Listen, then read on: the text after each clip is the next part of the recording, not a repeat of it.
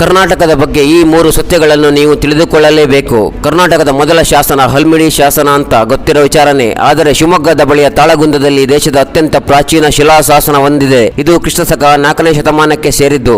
ಈ ಶಿಲಾಶಾಸನವು ಕರ್ನಾಟಕದ ಪ್ರಾರಂಭಿಕ ಆಡಳಿತ ದೊರೆಯಾದ ಕದಂಬ ರಾಜವಂಶದ ಕಥೆಯನ್ನು ದಾಖಲಿಸುತ್ತದೆ.